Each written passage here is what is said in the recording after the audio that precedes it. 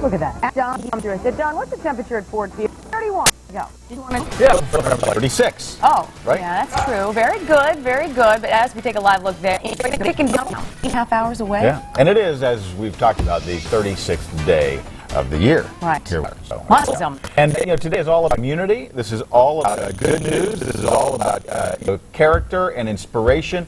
And one place that really took that to heart is what you know as Green exit is now Black and Goldsburg. Yeah, and nobody quite like Jen Mealy to tell us all about that. Hey, how are you? I'm in Bakery at Eaton Park in Greensburg, a.k.a. Black and Goldsburg, with the baker. What's your name? Joe. Joe. All right, show us how you make these are Steeler Smiley cookies. Now, just so you guys know, it was only this year that Eaton Park started to put Smiley cookies orders online, and so far they've shipped out more than 200,000 just in 4 days in the last year. Actually, they are shipping out to Seattle, but they're doing it for free because they feel bad for them out there. They know that they're not going to win, so why not smother them with some black and gold cookies? Actually, here in the area, you've been selling about 1,000 dozen a day. About that, yes. Yeah. Or is it keeping you busy? Pretty much. Yeah. Are you stressed out? No, I can handle it. Are the Steelers going to win today? Oh, definitely. 38-21. Okay, good. I'm so glad. See, this is a good way to keep smiles on your faces right here. Now, we have two folks over here who have generously volunteered to taste the Smiley cookies. This is Jamie and Jeremy. They're both from Westmoreland County. Go ahead, guys. Taste them. Go ahead. Jeremy's a little stressed out about the game, too. Jamie? All right, we're at Greensburg Eaton Park. We're having a lot of fun. A lot of Steeler fans out here today. Now, coming up, we're going to be at about noon. We're going to be over at Permane Brothers in Greensburg, so stop on by, and we'll show your Steeler spirit out there. For now, we're live in Westmoreland County. I'm Jennifer Meade, Channel 4 Action News. Hey, Jen, can you come up with anything on the secret recipe for because a good Smiley cookie is that perfect blend of crunchy and dry and moist and sweet. It just kind of all comes together. So I'd like it if we can come up with that.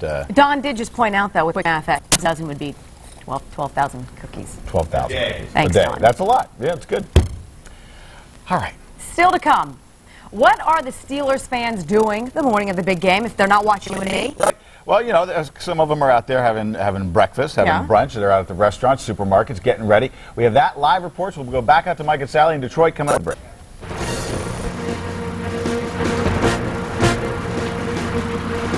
Steeler Nation has arrived like meeting. Fans hope the team gets that one for the thumb. Our live team coverage of Steelers Super Bowl Sunday will continue right after this. This is Tommy Maddox of the Pittsburgh Steelers. Make sure you watch Super Bowl 40 on WTAE-TV.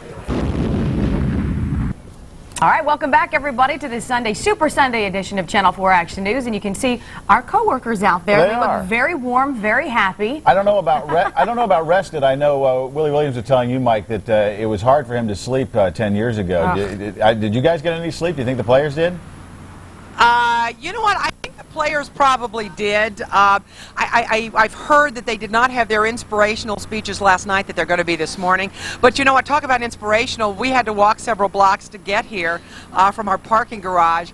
And already tailgaters out in full force.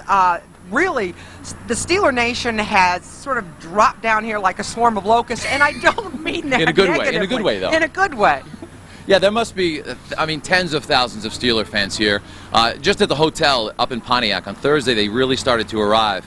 It got so bad Friday night, we walked into the lobby and there was a Big Ben sighting. Big Ben went up to the front desk and there's been 250 people inside the lobby. The folks at the hotel were remarkable. They let the fans come in a little bit and get to see a little bit, but they started cheering really, really loudly. And thank goodness the players were removed and came down here to Detroit last night, closer to the field. Absolutely. And I've heard a rumor. Actually, I haven't heard a rumor. It's actually true because the guy who edited the video said this. The video, Scott, you guys saw at the pep rally that was so inspirational. That is going to be played at some point this morning for the players to get read up and ready for the game. And you know, Coach Cowher talked about that, Sally. There's a normal rhythm to a regular Sunday. Coach Cowher said, we're going to treat this like any other Sunday. But there's a certain rhythm the players are in. They're out with the pregame warm-ups. Then they come in for a certain amount, usually 8 to 15 minutes. This is all stretched out today because this is the biggest showcase of all. And the pregame is so long. The halftime is so long. the players haven't really experienced this yet, so they have to develop a certain kind of rhythm of getting back in the game mode.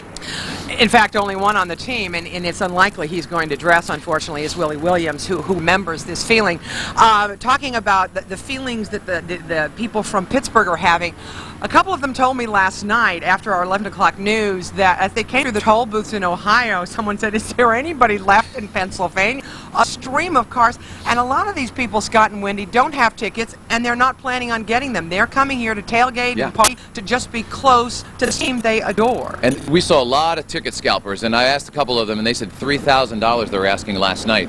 A lot of these Pittsburgh people said that they're willing to spend $8, $9, maybe $1,000 on a ticket. They're hoping that the scalpers don't get what they want, and then it's going to be a game-time decision. So they're going to be surrounding Ford Field in the hopes that they can get a bargain. I remember 10 years ago in Tempe, it wasn't like this. No, it wasn't anything like this, was it? No, but you know what? This enabled people from Pittsburgh and Western Pennsylvania to get here. So in that, this was a choice. But going back to Arizona, that if once the game had started, you really could get the tickets much more cheaply, obviously. And I think some people actually got tickets for $200, $300. Yeah. In Pittsburgh, everyone talks about, oh, you're from Pittsburgh. The people there are great. They're so friendly. The people here in Detroit are equally as friendly. They're very gracious hosts for this Super Bowl. Every one of the host committee members, they wear these red jackets with XL on them. They've been lovely. Yeah. The police officers have been incredibly helpful. And because so many streets have been shut down and they were one way in the first place, it's been a little bit difficult getting around.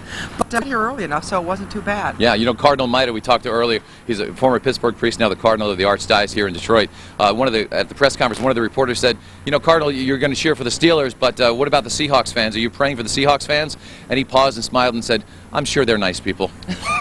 But he's having a mass right now at 10 o'clock at the Cathedral of the Immaculate Conception, and we're kind of hoping that some miraculous plays happen here later on tonight. Wouldn't be surprised if Dan Rooney is there. Dan Rooney goes to Mass every morning. Yep. Well, we're live outside Ford Field. Scott and Wendy, we're going to throw it back to you. We're going to try to huddle up, get a little warm, and we'll see you in a little bit. Bye-bye. I have sympathy. Oh, why? I have no sympathy for him. I got a nice sweater on. I feel pretty toasty. It's nice and warm in here. I think that's a great sweater. You know who else I don't really feel bad for them, but you know, the windstorms in Seattle and Washington, there's like 100,000 people without power. They can't watch the game. They won't be watching the game. Isn't it amazing, too, the night before the Super Bowl, they have terrible windstorms out there. We have snow here, and national winds are good today. National just issued a blowing snow advisory for Cambria and Somerset counties. And we also have a regular snow advisory through the mountains, into Du Bois, Westmoreland County, Fayette County, down into Garrett County, Maryland, and then north along the I-80 corridor. We continue to see that snow advisory in effect through tomorrow morning. Let's check what's going on with a live look on the action cam. We're looking at the Parkway, and at the Parkway East right now, it's wet, and every now and then this camera will dance around. We've had a wind gust here at the station so far, 32 miles an hour. Skies are still cloudy. Visibility is still 1.5 miles. That is due to blowing snow. Currently 29. We dropped another degree this hour. Sustained winds at 21, gusting near 30 miles an hour when this reading was taken. Many areas seen those gusts go over 30 miles an hour. Numbers from around the region. Franklin checks in with 28, 30 in Butler, 28 West Mifflin, Steeler, Washington, you're at 28, 28 Morgantown, 32 in Latrobe. You know, Steeler, you should keep that. Washington changed their name for the week to Steeler. I kind of like saying Steeler every day. 13 the wind chill in Steeler. 14 right now in International. 12 your wind chill in Mifflin. 16 in Butler. 18 in Latrobe. Johnstown checks in with a wind chill of 10. Live pinpoint Doppler weather radar currently showing the snow right now. This is when our Doppler radar really shines. It is built to see snow. That's what it's made for. And it's detecting moderate snowfall right now through southern Butler County. And there's a moderate pocket just north and east of Irwin. We've got another pocket out here just moving into Washington County. All of this moves off to the east, and as it continues to work through, if you get caught under one of these, it could put down a quick ½ inch, but with the snow blowing, a lot of that's not going to stick on the ground. It's going to stay in the air. It's all part of an area of low pressure that continues to exit the region. You can see snow's pretty heavy. It starts to break up a bit, and this will happen throughout the day. We'll continue these pockets working through. Not going to see any big accumulations in our area, but if you're traveling through the mountains or along I-80, allow extra time. It's going to be a problem for you. Today, the forecast looks like this: 26 in Mercer, 31 in Butler, 30 in Katanning. Cloudy skies, scattered snow showers. The big story, the wind today, sustained 20 to 25, gusting near 40 miles an hour. Indiana, you'll top out at 30 and 33 in Uniontown, Oakland 25. City on South Pittsburgh will make 32, 34 Waynesburg, 35 Morgantown. How much snow? through tomorrow morning, about an inch, maybe a little more through Allegheny County, south and west, less than an inch. And again, it's going to be hard to tell exactly how much snow we get. A lot of that's going to blow around today. You're heading to a Super Bowl party, 28 degrees, cloudy skies this afternoon. Through the overnight, we'll dip down to 22 with some scattered snow showers. Then as we head into tomorrow, back up near 30, clouds and sun, a few flurries for your victory parties. Look at your 5-day forecast. We continue to see temperatures back where they should be this time of year. Tuesday, Wednesday, Thursday, chance of snow each day. 34 degrees next weekend, of course. Winterfest at Seven Springs. Feel like it as the snow rolls all week long. I just noticed you had to tuck in your Bettis jersey. I do. Interesting. I've You never want me to undo it? No, you looked a little. I got the time to do it. It's trying to be professional, yet I'm a fan. Right. I ran during weather. I ran back and got my lucky black and gold pen. We're Nothing really wrong with pathetic. that. We are. Actually. We're super. Hey, you'll learn on our new Steelers webcast that's up right now. Kelly shopping for black and gold things at Walmart yesterday. Apparently you did too. Some of them are unmentionable, but if you click on the webcast about that. Huh. Yeah. All right, more live team coverage coming up. Yeah, he is a hometown guy, so what is it like to be Jerome Bettis? We'll talk about that coming up. Don't go anywhere.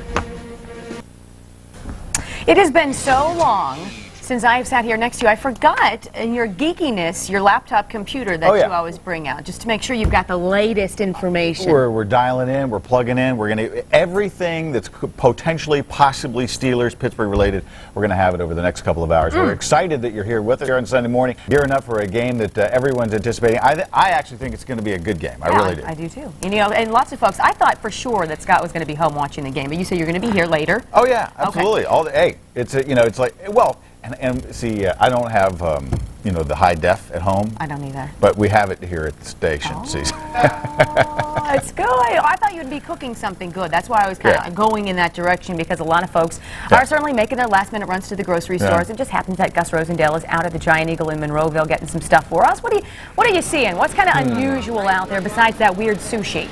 Well, indeed, we were looking at black and gold sushi. First, everyone's talking about Scott's nifty sweater, and here another fashion plate. This is Joanne's. Quite a scarf as well. Very nice. So, what are you doing here at the supermarket today? Getting ready just for picking up some supplies for the party. I saw this. May I pick this up? Yes. What the heck is this thing? That's a chocolate chip Steeler cake.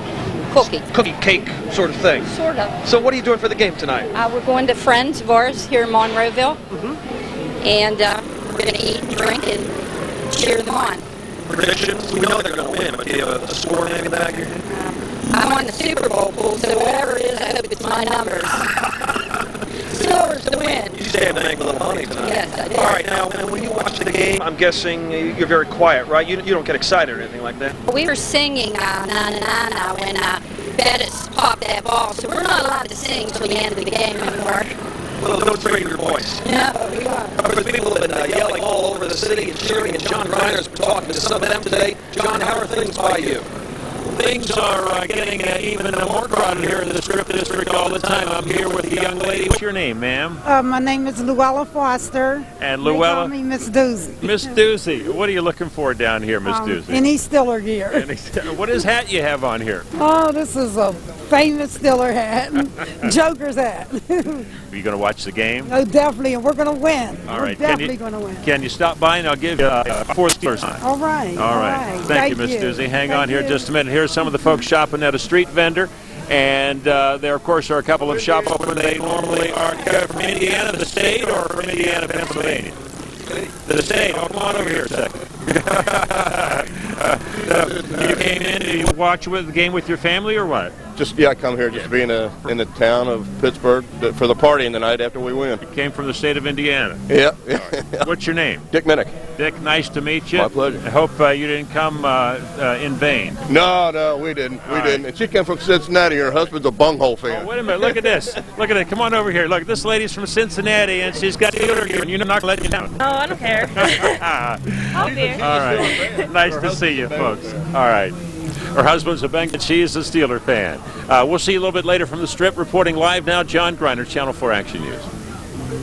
So cool. You know, I got an email last night. I was before I went, I checked it. got on, there's an email from my kid's school. Right. And they're bumping back school 2 hours tomorrow. Right, And I'm pretty sure everybody is doing that. Is that the city of Pittsburgh City too? of Pittsburgh is doing it 2 hours. Bumping everything back. I don't know about the. I don't think we've heard from some of the surrounding suburban communities, but I suppose makes some sense. And for everybody that's like always says the news is always about this and that and it's negative and that. It's like this times we make out, but we're too. We just talked about the things that build the identity of a town and especially for the school kids, because I remember when I was like 7, 8 years old, what it mean when your team was doing well. Absolutely. It's big. Yeah.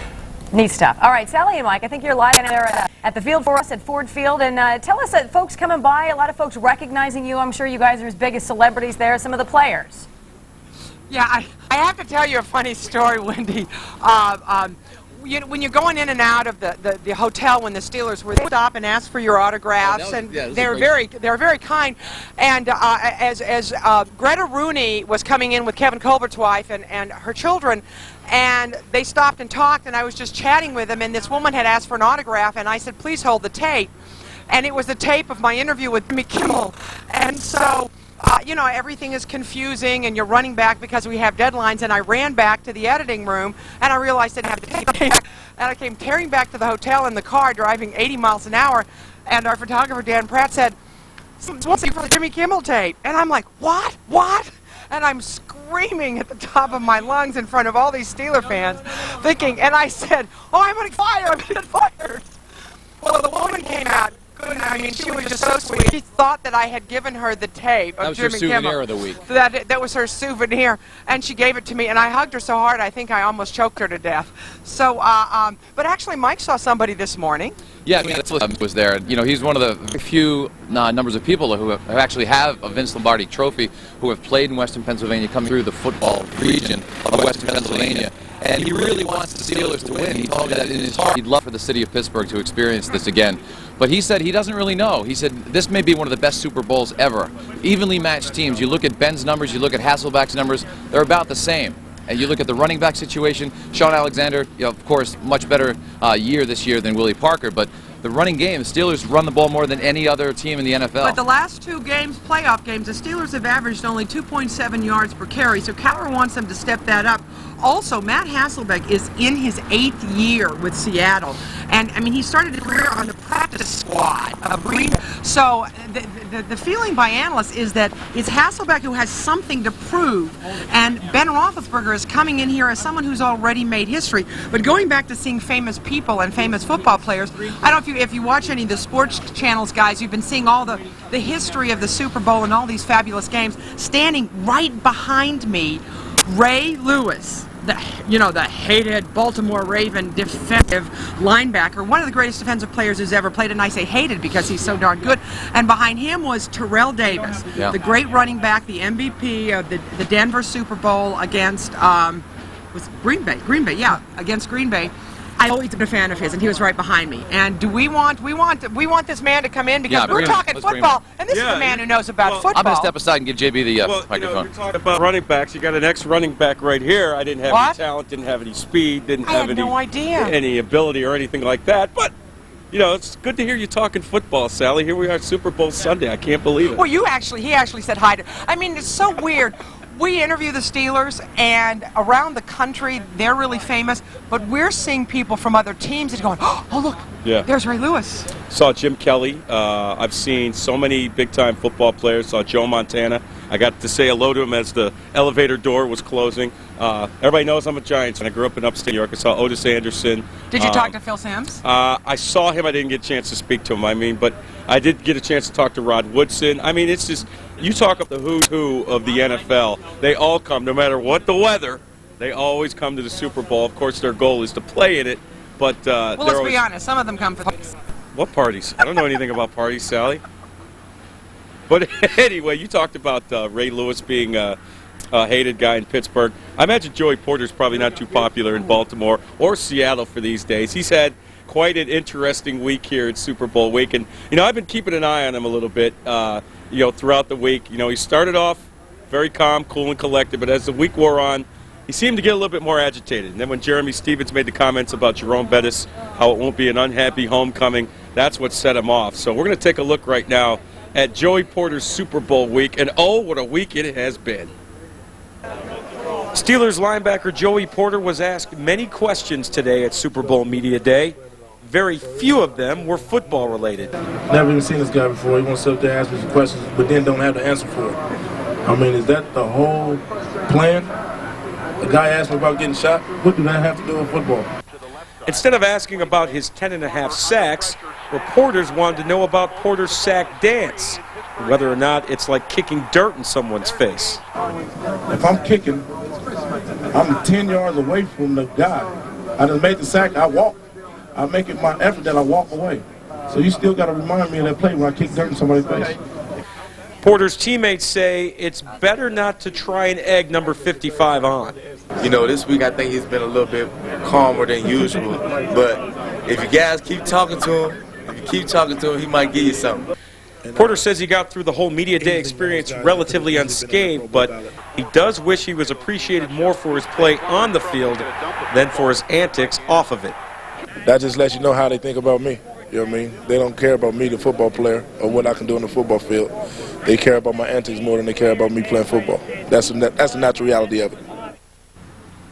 You know, the thing about Joey Porter is, I think I said this last night, I got to know him a little bit co-hosting his cable TV show, and, you know, he really is a peach of a guy. I mean, he's a laid-back, cool, funny guy, but when it comes to football, Sally, he's an angry football player. He thrives on that emotion. He wants and needs something to get him angry. He found something to get him angry. So you'll see him on the sidelines today, and he'll be all lathered up, and he'll be barking at the Seahawk players on the other side of the field, daring them to cross the 50-yard line, all that kind of stuff. It's really great theater. So, you know, I'll be looking forward to seeing what happens when Joey comes out on the field during pregame warmups. But as the week went on, you began to see the Seattle players. Initially, they sort of were dismissive, but then they began to rally around Jeremy Stevens.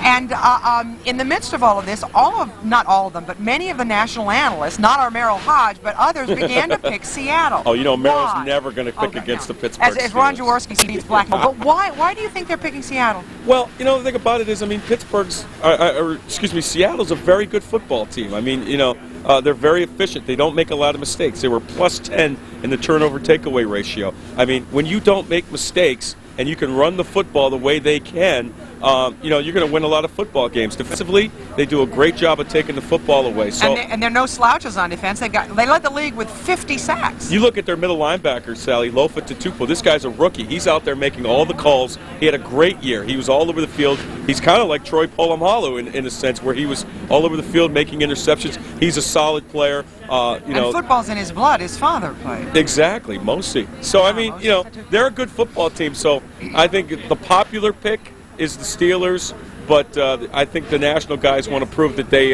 know a thing or two about football, so they're going to pick Seattle. But I can't go against the Pittsburgh Steelers right now. I think they've been on a roll since that Indianapolis game, and I can't see them losing today. Yeah, ditto. I cannot see them losing. Speaking of popular, who was the most popular player here? Of course, JB.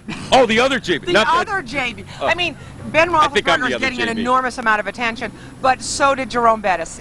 To you, sentimental favorite. If it was used once, it was used a million times. But you have to wonder how much pressure that puts on a guy, knowing that his entire team is playing for him. You know, people are always going to kind of criticize Detroit a little bit, especially my teammates. Detroit, and so. You know, Detroit has never really been on the destination list of places to see. So you need an event like this to get back to see that Detroit is a good city. It's a up and coming city. Yeah. It is the city where he grew up. A good kid, he says, who got into a little mischief when he was about 10 or 11. My mom, I stole $20 out of her purse one time, and she everything that was missing in the house, they put me up against the wall and told me to assume the position. So after a while, after about a month of my brother coming out, something missing, they put me up against the wall, they give me a search. And now the position he is assuming is recipient of the key to the city for what he has done and what he is going to do. I've been a supporter of Detroit, you know, for a number of years. I've always talked about Detroit, but this gives me an opportunity to put my resources where my mouth is, and so I'm committed to the city 100%. And so this gives me an opportunity to show it. And Mayor Kwame Kilpatrick, an old friend of Jerome's, is very grateful. You know, this development that he's doing has been a brownfield. It's been a contaminated site for 20 years. And he and his partner stepped in and said, we'll redevelop and put some homes there for people. That's big. Good deal. I will let you guys go. And another charity he's involved in is fascinating, and he's doing that around the country, but especially in Pittsburgh. It's called the Carson Scholar Fund.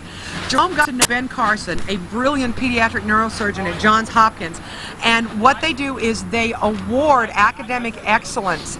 They give trophies to kids in schools for achieving academically, just as in sports. And Jerome says that's so important that when kids do well academically, they're told about it. And remember, Jerome Bettis was a National Honor Society member. He was a really good student at Mackenzie High School, where he also thrived as a football player. And he started out bowling before he even football, and you got to bowl with him this week. Yeah, on Wednesday night there was a Get on the Bus Foundation celebration downtown. Now, he said he made these reservations about 3 or 4 months ago, long before the Steelers knew they were going to be in the Super Bowl. But he had all of his friends and family, a lot of NFL stars, came to the place where it all started, the Garden Lanes in downtown Detroit. And I had a chance to talk to his mom and his dad, his brother John. You don't see much of him. I also had a chance to talk to Tramika, his fiance. They said the bus is going to get married in over the summer. And she said that what has provided Jerome with strength and encouragement this week is having Jada, their 1-year-old baby, with them. And she just turned 1 last Saturday. She's beautiful. Oh, and she said that Jada is the one who really makes the bus go. Yeah. So, you know, Scott and Wendy back there at the station, you're going to hear a lot about Jerome Bettis throughout this the next 6 hours or so up to the kickoff. This really has been a homecoming for him. Absolutely. One last thing, guys. One of the things he has said to me in the past is that when he used to finish practice, all he thought about was eating. Now he thinks about Jada and going home to her, so it's really special for him. Oh, that's neat stuff. Thanks, guys. And we're gonna, you know, I was thinking about where would I rather be, at home last night with a colicky 3-month-old 5 times up a night, or with you guys in Detroit. I don't know. Kind of a toss-up there. Could have abandoned the child. You have options, though. Mike, I noticed that John, his brother, said if you're going to bowl with Jerome, you better get him to spot you 100 pins. And that sounds probably about right. He looked good. He's a great bowler. He has a career average, I think, of 211. Wow. And I talked to John. I said, how come you're not bowling? And he says, you know what? Everybody but me is bowling. I'm just his brother. And it was really funny. There was a group of Western Pennsylvania people up there. They said, Mike, we need a celebrity. Could you bowl with us? And boy, I really wanted to do it. But I was working. I had to get back to our compound that would have been here. so wonderful. Yeah. But I was that close. First time I met him 10 years ago, Scott, was did a story. It was called Bowling with Bettis. I had never met him before. And you know what? He hasn't changed at all. Yeah. Not at all. I'm really impressed with how gracious he has been this week. You know, it was Wednesday night when we talked to him, and he looked a little drained from all the interviews. But he talked to every single one of us inside that bowling alley. He had a smile on his face. He's just been a great sport all week. I don't know how he does it. I was thinking about how close it really came to being over for him. You know, he had left Notre Dame, had played for the Rams, and in fact, it looked like he was washed up. He was even thinking of retiring, and he hadn't quite finished at Notre Dame, so he made the arrangements to re-enroll, took a whole slate of vigorous classes because he thought it was over, he was done, he was going to have a different career. And that's when Bill Cowher called Lou Holtz and said, you know what, we think we're going to do a deal. What do you think of this kid? And there it is. Neat stuff. Yeah, and he was, you know, you talk about the chip on your shoulder.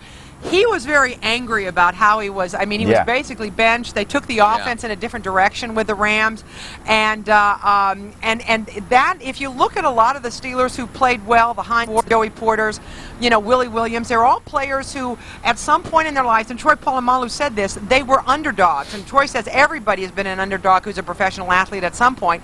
And that's what I think is one of the things that binds a lot of the players with the Steelers, is they've gone through that kind of adversity, and they empathize with each other. Yeah, you wondered, the initial reports from a lot of the sportscasters back when Jerome first came to the team, there was a lot of speculation. He only gained 600 yards. Is he an attitude problem? Does he have trouble off the field? There was a lot of questions.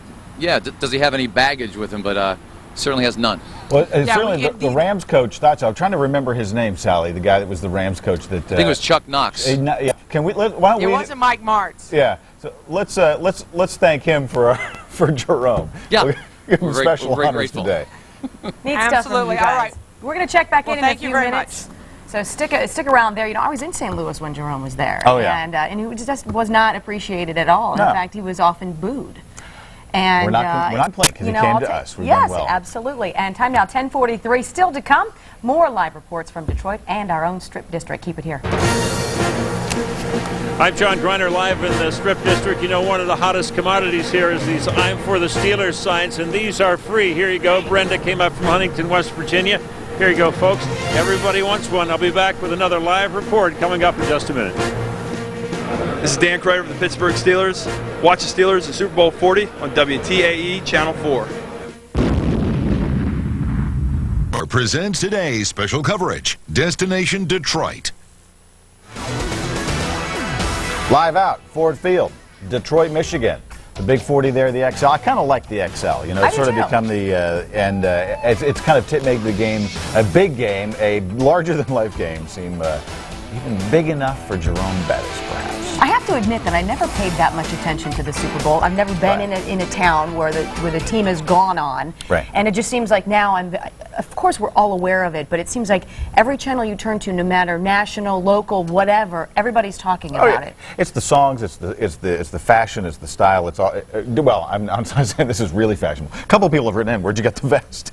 Great. I got it actually that Steelers store at the Monroeville Mall. Okay. Yeah. So in case you were wondering, and you could have gotten it down at the Strip District, and you know they're usually open well before the crack of dawn, anyhow. Right. Well, this morning you kind of wonder if the folks down there even went to bed last night. Maybe not. John Greiner, though, lively you are, John. Although we're feeling bad, it looks awfully cold out there. Oh, poor guy. Well, it's really not that cold. You know what is funny is that I have met a lot of people from out of town, from way out of town here. Take Clayton Yandel. Clayton drove up from Maryland. Clayton, you're a huge Steeler fan. Yes, sir. Yes, sir. Yes, sir. As you can see, my truck, I'm really a big Steeler fan. Oh, we can't see with this car going by. There it is. He's got the truck that's written Blitzburg. Now, you originally are from this area, Yes, right? I'm originally from here. I grew up in East Hills and Squirrel Hill, and I moved out of town approximately 7 years ago. But you had to come back to be with friends for the Super Bowl. Oh, yes, I had to be here in this atmosphere, especially when they win tonight. Definitely. How is it this morning? It's wonderful. It's wonderful. I got butterflies, so I could only imagine what the players are feeling. It's just wonderful. Clayton, nice to talk to you. Good luck. Let's hope it thank becomes a win. All right. Okay. And TJ, if you can pan over here, look at all the folks down here in their Steeler gear. He knows what to do with that terrible towel. And right behind you, TJ. Here we go. This is one of the Ben Roethlisberger hats. Hi, how are you? We're going to be back here at the Strip. Lots of folks down on a Sunday, and when it's normally not open on a Sunday. So that's it for now. John Greiner reporting live. Back to you. All righty, John, we are here. You know, just looking at those pictures, what strikes me is how many generations of Steelers fans there are out today. We're with some old and some young here, and we've been up for a while, but you're not seeing double. These are twins, Katie and Andrew. Guys, come closer and tell me, you've got some predictions for tonight's game. All right, what's your point spread? 24-17 Steeler victory. Well, we all know they're going to win, but would you agree with those scores, or what do you think is going to I happen? think 30-7 if the Seahawks are lucky. So now you guys going to, I hear some yes when you say that. Now you guys are 10 years old, so you're going to go to bed early, right? No. No, you're going to stay up late? Staying up late. Oh, wow, that's terrific. Well, congratulations. Have a great time, and thanks for talking to us. Now, Lenny's here. Lenny, you have a terrible towel. It's probably older than these guys, right? When is this from? Tell me about that. This is back in the 70s, I guess. Back in the 70s when I got it. So this is one of the original ones? Yeah, one of the original ones. One of the original ones from down. So what are you going to be doing today? Oh, we're going to be going down to a party and everything. We're going to be partying. Go Steelers, 31-11. Okay. Yeah. A little closer than those other guys. And I think we're going to get it. We're going to pull it through. One for the fifth one. Your hat there, I see. I don't know if you can tell it, but right on top is a bust there. That is, by the way, an original. You cannot find that in stores. Just point that out. All right. Thanks a lot. That's the latest from here, reporting live in Monroeville. I'm Gus Rosendale. Go Steelers. One for the thumb. You got it. One for the thumb. Back to you in the studio. I'm Jennifer Mealy, and live at Greenberg at the Eaton Park with a brand new fan and an old-fashioned fan. This is from the first Super Bowl win in Terrible Town. We've got much more from Westmoreland County coming up.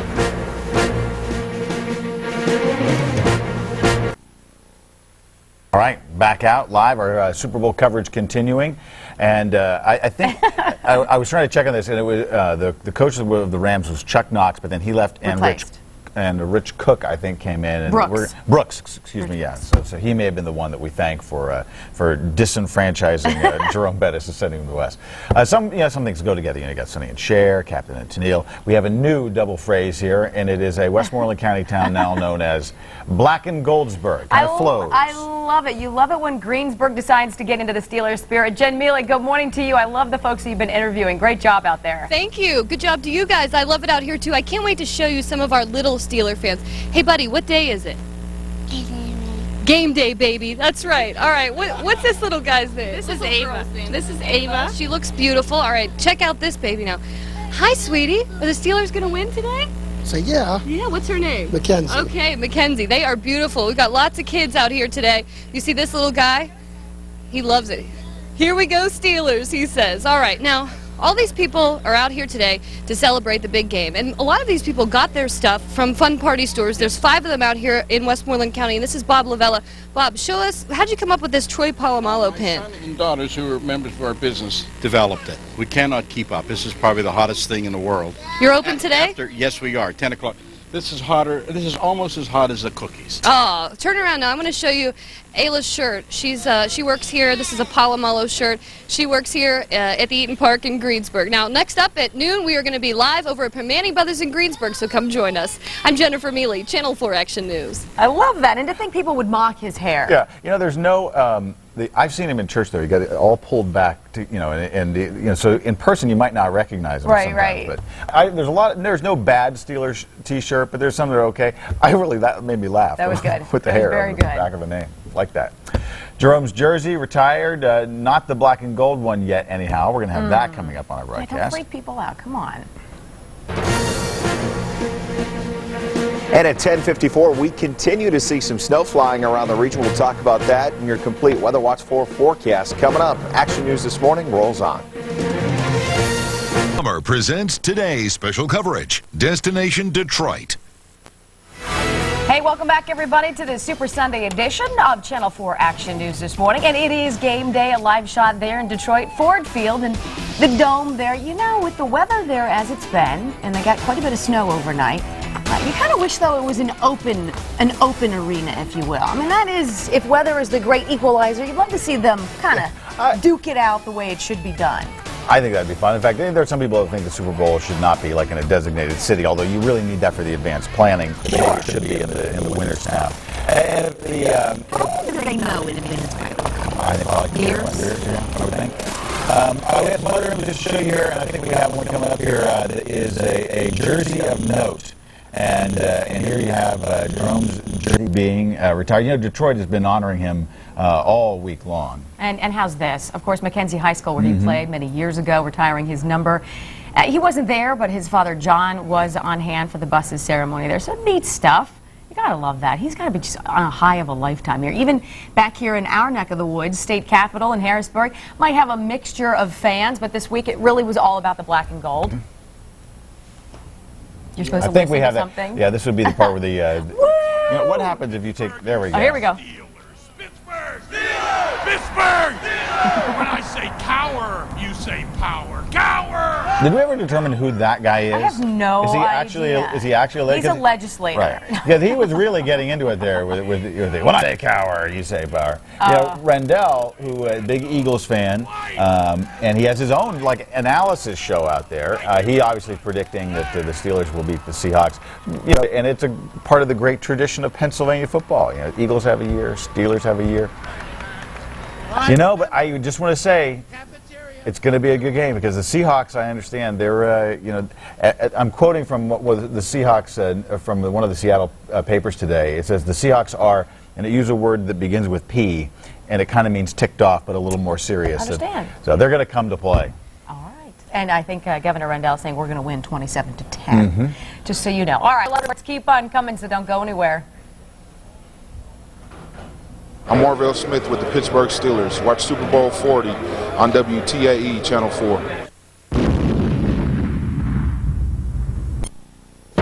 This is WTAE Channel 4 Pittsburgh, your official Steelers Super Bowl station.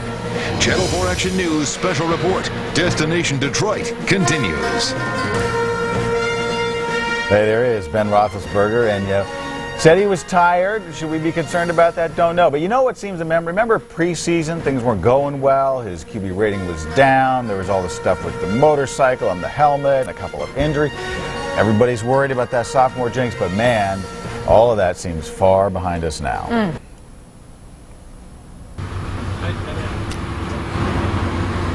We're live in Detroit. More Super Bowl news coming up. Hey, there we go. They can hear us right there. A little weird there. Sorry about that. But we can tell you, at least as we get into this, 37th hour of coverage. It is East meeting West and Steel meeting Starbucks, I guess. I suppose, and I think everybody needs to be highly caffeinated on this day. But I think we have available versions that might cost less than $3.95. And look, you got all those hundreds of millions of people watching, but we have 3 that are going to be viewing it up close, and they have very special insight. Let's go back out to Michigan and talk to them. I think we got Mike and Sally, and I think it was Sheldon there too, guys. That's right, Scott, and hi, Wendy. How are you? We are live outside of Ford Field, where you see the snow is blowing behind us. It is really, really cold here this morning. How cold is it? I think it's like 28 degrees. Oh, really? Yeah, and it feels every bit of 28 degrees. Got hair out of my mouth. But I guess you guys are getting our snow that we received yesterday, about 3 inches last night up in Pontiac, and we drove to the city. It has tapered off a bit, but it's been steady, blowing in our faces all morning long here. And Sheldon Ingram is our hero. He showed up with 2 huge boxes of Starbucks coffee this morning, and we're very appreciative of that. Yeah, actually, Sheldon, when you were out covering this last night, they seemed to be prepared, didn't they? I was doing what? Weren't you covering the snow last night? Oh, that was earlier during the day. And then last night I was partying. Oh, you jerk! He's telling the truth. Yeah, well, listen. Yeah, like I've even seen a party. We haven't been 40 miles with. But no, so they were prepared yesterday afternoon. Yeah. The city of Detroit, they had this elaborate snow removal plan, so they had that in place. But the thing that was key, they said that this snow would spread out over 12 hours. So they weren't looking for this great accumulation in the span of 2 or 3 hours. They knew they had like 12 hours to work with, and it seemed to be perfectly fine. Well, they're really used to dealing with snow here. I mean, I went to school at the University of Michigan a long time ago. Oh, what was that? What was that noise? Is there a dog somewhere?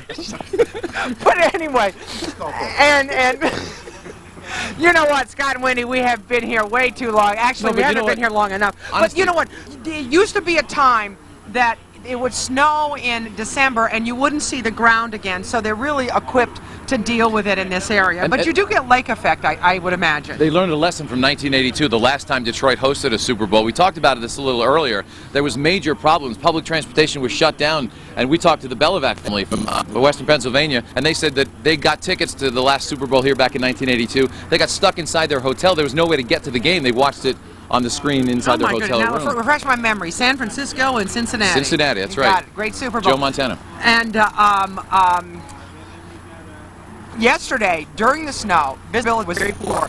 Back at the Steelers Hotel, one of those huge charter buses almost took out a taxi cab and just kept going. And we shouldn't laugh because nobody was in it, but he just never stopped. So thank goodness those buses took the team out of Pontiac last night down to Detroit, closer to the stadium. And we're going to talk X's and O's now and throw it over to Andrew Stockey and John Burton. Hi, guys. Hey, Mike, how are you? You know, JB, you and I have talked to this team ad nauseum about this football game. Right. Here we are, the morning of the Super Bowl. As you look at this football game, how do the Steelers, how do they not win it? I mean, I look at them, unless they turn the ball over 4 or 5 times, I don't know how they're going to possibly lose this football game. First of all, I'm just marveled at how impeccably dressed you are. You don't even look cold. Let's not even talk about the X's and O's. I mean, we got hours and hours and hours to talk about. Let's talk about Andrew Stockey's attire today. Look at this guy. Oh, okay, wait a minute here. I mean, this is a guy who gets up in the morning and he's ready to go on TV. I think he sleeps in a cryonic chamber like this in his suit and tie with his IFB. And anyway. Well, after a week with Merrill Hodge, I've learned you got to step it up for game day. What was your question? The Steelers. I don't see how they don't win this game. Yeah, unless they turn it over. Yeah, I mean turnovers. Yeah. You know, any big football game, Andrew. You know this. You've been covering football for so long. You know, turnovers tell the story of a big game. The Steelers have been so efficient throughout the season, not turning the football over. And you know what? If they do, chances are the defense is going to make the other offense go 3 and out. They're going to get the ball back anyway. So turnover is going to play a big role in this game and stopping the running game. I mean, you look at Sean Alexander when he runs to the left on the side of the offensive lineman. He likes to just stretch it to the left and then try to make a cutback. But the Steelers defensively, they're so gap sound under Dick LeBeau's system that I think it's going to be very hard for Sean Alexander to find those cutback lanes. So I don't see him having a very good game today. And like I said, Big Ben's been so efficient with the football, and I think, you know, defensively they may try to have their front 7 or actually their back 7 play the pass instead of the run. That's going to open up some lanes for Willie, the Bus, and Verron Haynes. So, I mean, I don't know. Maybe I've drank the black and gold Kool-Aid for low these last 6 months, but I really think the Steelers have a great chance to win today. It's almost to the point where I would be mildly shocked if they lost this Super Bowl game. Well, I think a lot of people would be shocked, especially the fans up in Pontiac, because there are a lot of Steeler fans who camped out the team hotel last night. As you know, the team is down here close to the Ford Field, but lots of Steeler fans still at the team headquarters in Pontiac, and that's where we find Action News anchor Kelly Fry this morning. Good morning, Kelly. Hey, you guys, good morning to you. I was kind of listening as we were talking a little bit, but I want to immediately bring in a guest this morning, Father Ed Belzak. If we can zoom out a little bit here. You just walked out and I said, hey, we have a divine intervention on our side here at the team hotel. How are you doing this morning? I'm terrific, yes. You actually were able to perform the Mass this morning for the Roonies, you just told me. For the Roonies and for whoever, their guests and all the wonderful people from Pittsburgh. And I've got to ask you, because you told me you've got a special little present tucked inside your briefcase this morning. Back We'll get out, you guys. I tell you what, I think God's smiling on us today. This is good stuff. This is this is a terrible towel, but the one I'm most proud of is this one that has the date on it. I know this is tough, the wind out here. It's not helping us any. Let me hold this out. Okay, you can hold that one. This one has the date from January 20th. Before you were born. Well, not quite, but 1980. So, are you from Pittsburgh, or are you just a Pittsburgh fan? Just a Pittsburgh fan. And you Amen. Amen. Go Steelers. All right, you heard it here. I'll give you your terrible towel back. So glad we had. God bless you too for joining us this morning. You're welcome. We're hoping for a win. My best wishes and prayers go to everyone, especially the Steelers. Yeah. Ultimately, keep everybody safe on the field today. Amen. All right. Hey, thank you, Father. Have a wonderful day. You made my day. You made mine too, and I think you made the Steelers and the Roonies as well, everybody. Wendy, that just shows you some of the fun. Everybody's having a good time here outside the team hotel. I'm going to send it back to you guys and you know, for now. Kel, you're normally up at this hour with your husband Jason teaching, as you say, teaching the Ute Sunday school. So you just got carte blanche on that duty. You're okay. You're covered. Okay, good. I apologize too, Kelly, because on the New Steelers webcast, which is on our website right now, the one that went up today, Kelly, we actually kind of out you. I don't know if you can hear on your late night trip to Walmart that you went out shopping for black and gold, and we reveal some information about some of the things that you found, but we don't have to get into that. I just wanted to apologize for having done that. That's okay. Gloves were important for today. I had to buy the gloves. I like them. Gloves help, but there were some other black and gold things they encountered. All right. Kel, we'll check back in just a little bit. You really have, I know you are dying to explode with some of this information, so we're going to have to, we'll get that out. We'll beat it out of him soon. Live team coverage of Super Bowl 40 does continue. Live across the region, around Michigan, around all of Steeler Nation worldwide. And I'm Gus Rosendale. My new friend Sharon just asked me, is this going to be live? Yeah, it is going to be live. Coming up, we're going to talk about what's so superstitious about her outfit. Coming up on Channel 4 Action News. How you doing? This is Mike Logan of the Pittsburgh Steelers. Watch Super Bowl 40 on WTAE Channel 4. Since today's special coverage, Destination Detroit. All right, and we are going back to Detroit. Sheldon Ingram is joining us, and he looks like he is dressed for the weather, warm and toasty. He's ready, and he's also been talking a lot about some of the security issues going on at Ford Field. And Sheldon, I can't even imagine the plans that they have in place, but I'm sure you know a lot more than we do. Well, you know, good morning to you both, Scott and Wendy. It's been a joy being down here in Detroit, but the other part of it is trying to navigate our way through the streets of downtown Detroit. This security plan that they have in place here was put in place 6 years ago. and they started implementing the plan actually 2 years ago. Now, security here is under the direction of Homeland Security, and they're directing everything. They have last night, we could not park our vehicle at our hotel or use valet parking. We had to park several blocks away and then be shuttled in. The main streets of Detroit around the NFL headquarters hotel where we're staying are blocked off as well. So it's quite a challenge for folks to navigate their way through the city. And here's a little bit more of what we found out about security for Super Bowl 40. So Detroit is now on the world stage. Even while the city is decorated with bold Super Bowl 40 banners, the city's blemishes are still apparent. From Michigan's governor to Detroit's mayor, everyone is trying to defend the city's image. Our goal was to open up 50 new businesses in downtown Detroit. That was the first meeting we said we'd do. People looked at us as if we were nuts. The count now is well over 70 new businesses in downtown Detroit. It may take more than a surge of new businesses to improve Detroit. The FBI says thousands of Super Bowl visitors are entering a city where 359 people were murdered the last 2 years. More than 5,000 people were victims of armed robberies during the same period. But the safety of visitors is now a high priority. For those outside of Michigan who might look down their noses at the state or the city, this is our moment to begin to turn that perception, and we think we will. Detroiters have a pent-up demand to do well in this event. We want to reintroduce ourselves to the world. The folks here want to make sure that Detroit is a better city for Super Bowl 40 and beyond. This game has served as a catalyst to move Detroit in a way in economic development that we hadn't moved in 50 years. Of course, the security here is very tight. The report you just saw dealt with more of the reflection of the image of Detroit that they have here and trying to rebuild that image with the stage of Super Bowl 40 being that backdrop. But anyway, there's a lot going on. We'll keep you informed. And right now we go back to you, Scott and Wendy. Good seeing you again. I think we have a couple questions for you. Go ahead. Well, I think, Sheldon, I was just going to pay some tribute because I think you probably did a great deal to single-handedly improve the image of Detroit with your tour of the Taste of Detroit because, man, that stuff, I was ready to get in the car and drive there. Well, Scott, I told folks that by the time they got finished watching that report, somebody might be ready to open up a soul food restaurant in Pittsburgh. So why not it be you? Oh, there you go. I got a name, Ingram's. Ingrams. Oh, there you go. Oh, geez. We've got to name some of the dishes after, like, Wendy. Oh, hey, tell me something, Sheldon, where are you going to be during the game?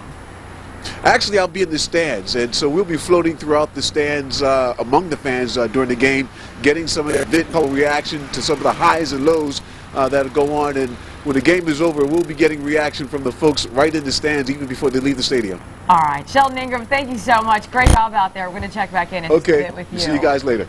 I love, he is so normally just, pretty calm, mellow guy. When he laughs, you know it's going to be fun out there. Yeah, well, fortunately, I was with him, working with him in Denver, and I was in the stands for that game. It was a great thing. But outside, when everybody's going crazy, Sheldon, he was kind of like he was my Dan Kreider because we're trying to do live TV and people were kind of crushing in. Yeah, muscle. It was great. Sure. Okay, right now we're going to head out to Monroeville where Gus Rosendale has been checking with the shoppers out there. And it's funny, people don't normally consider, the supermarket a great destination, but today, what the heck? Well, of course, today is so much about, the game, of course, and the food, but it's also about fashion. Everybody wearing their black and gold in their own way. And Sharon, you have your own special way of dressing here. Everyone, you have your own style. Tell me about what you're wearing here. Well, tell me about your ensemble, if you will. Okay, well, my ensemble is the Stiller outfit, the pants, the shirt, and of course the jacket with all my buttons on it. Head to toe. You've got head to toe. Yellow stripe on your pants, and the whole works there. And your hat, my hat. I guess that's a beret. It's called a beret. Oh, okay, all right. And this was my son's Stiller jacket, so I wear this every single Sunday ever since the playoffs. So this is sort of a good luck charm for you here. Same outfit every week for the playoffs, and well, it worked. Right. And today we're one for the thumb. One for the thumb. Tell me about your buttons you cut here. This one's kind of interesting. I don't know if you can see this. This is a Palomala button, and it's the back of his helmet with all of his hair hanging down underneath of it. And of course, this is Here We Go. Of course.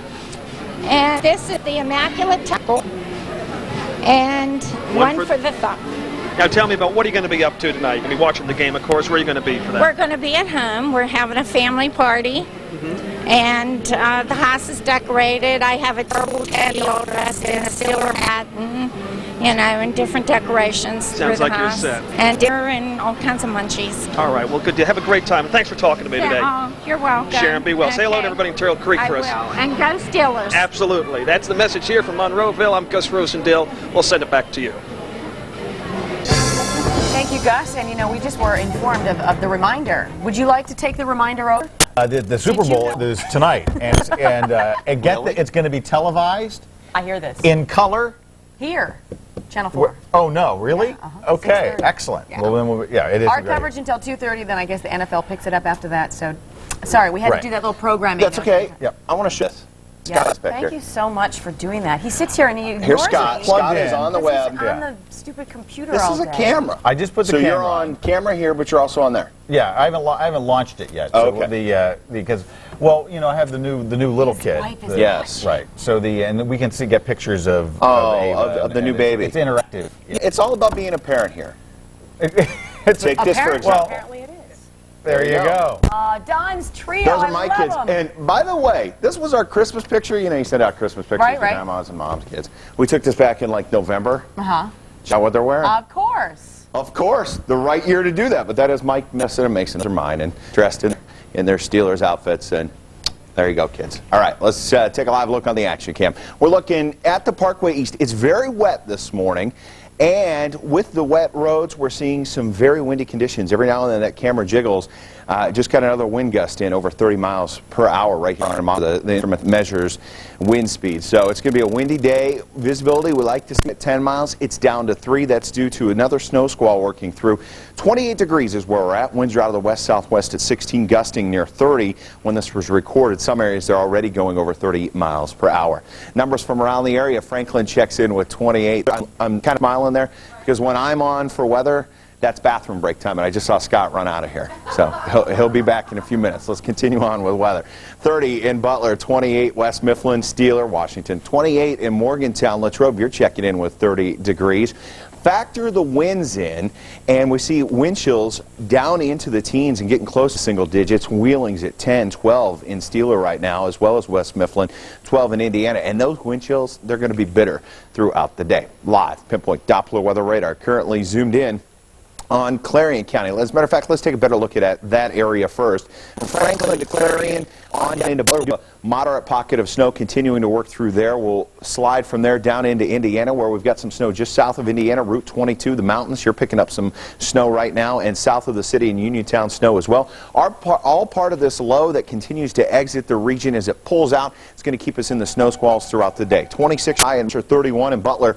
Tanning, you'll top out at 30. Cloudy skies, some scattered snow showers. The big story, the winds today gusting into the 40-plus mile per hour range, so be ready for that. Indiana 31, Latrobe 32, Uniontown 33. Cloudy skies, a few snow showers, windy conditions as well. And from there into the city, 32 today in Pittsburgh, 34 in Waynesburg. When we talk snow, this is how much we're talking about. Not a lot.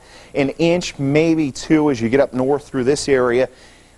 A lot of that's going to be hard to measure because the wind blowing around is not going to allow it to sit on the ground. But we should see about an inch or 2. We talked about this yesterday through the region by the time it's done tomorrow morning. If you're heading to an afternoon Super Bowl party, 28 degrees, cloudy skies, windy, scattered snow showers across the area. As we head into tonight, 22 degrees, breezy, colder, scattered snow showers. Then into tomorrow, 30 degrees, clouds and sunshine, a few flurries, and a look at your exclusive Weather Watch for a 5-day forecast. This is on whether Scott can get back into his seat or not before I get over to the desk. Showers, snow showers on Monday, 30, Tuesday, 31. On your Wednesday, some late-day snow showers, 34 degrees. Thursday, we see some snow as well. So a wintry week as we head through the next 5 days. Glad your hair looks a lot better now. Yeah, thanks. Sure. Hair was so messy it was going to burst. All right, live team coverage of Super Bowl 40 coming up. Loving this. From the rush to get the party going to the countdown to kickoff, we're live. Keep it here. And I'm John Greiner. I'm live in the strip streak with, look, it's Ben Roethlisberger. I'll introduce you to him in just a minute. The phone with Joe. I said, hey, a cute picture of the boys from the Steelers. Send that in. And he said, oh, I'm giving him a bath right now. Apparently, Man. he's giving him a bath. Like he can't multitask and do those things that I do. and you do so well. And I do so, and you know what I did is I was in the Strip District earlier preparing for the big game. I got to jump on everybody. Right. This is character education. It's instilling Steeler values. That's right. It's important stuff. John Greiner has an important job of checking in with everybody. I don't know if you're seeing more from people from out of town, people from in town. What do you think the split is, 50-50? I'm sorry, I couldn't hear the question. We've got a crowd down here. I showed you the dog a while ago. Another Steeler dog over here. The dog's his name's actually Bubba, Donna, right? Bubba. Yep, this is Bubba. So we've got a couple of dogs here. This is Donna and Dan, who came here from Philadelphia. Are you originally from the area, though? Yes. Tell me about Bubba. Now, what kind of dog is he, and what's he wearing? Bubba's an English Bulldog. He's 6 months old, and he's a Pittsburgh fan.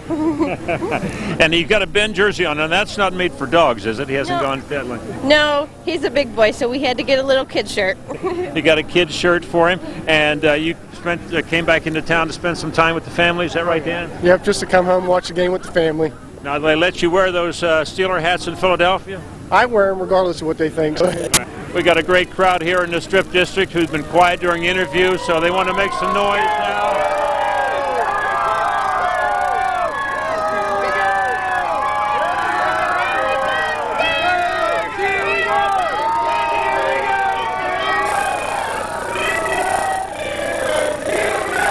Live with the folks and with the dogs, Channel 4 Action. Oh, good work out there, John. He's hilarious. Steeler spirit is where you find it. Live team coverage of Super Bowl 40 continues. You be here. We'll be right back. This is Tommy Maddox of the Pittsburgh Steelers. Make sure you watch Super Bowl 40 on WTAE Channel 4. This is WTAE Channel 4 Pittsburgh, your official Steelers Super Bowl station. Channel 4 Action News Special Report, Destination Detroit, continues. All right, welcome back, Pittsburgh, to the special edition of Channel 4 Action News on this Super Sunday. Time now 7 hours and counting. We are officially doing that. We are, and I like the thing that Dan Rooney told the team. He said, forget the one for the thumb. He said it's not that at all, because it's this team defining itself for this generation. It's this one potential ring for this team. And Rooney himself will never talk about it in those terms. And I think that's good. This is a chance for this team to kind of set and chart a new course for themselves. Indeed, we do want to go back out to Ford Field, where our favorite people who have been freezing for the last several days are standing by live. We've got Mike, Sally. Who else do you have with you this morning, guys? Sheldon Ingram is standing next to me trying to dress my all these cords that are coming out of my head. So many fans, Sally, have approached us over the past couple of days. People all over. They're coming from Florida and Arkansas. We talked to one guy who flew in from Bangkok. He grew up in Western Pennsylvania, the Sewickley area. He's now working in Bangkok, and once the Steelers won the AFC Championship game, he rearranged his whole schedule. He's at the YMCA, where there's a huge tailgating party going on right now.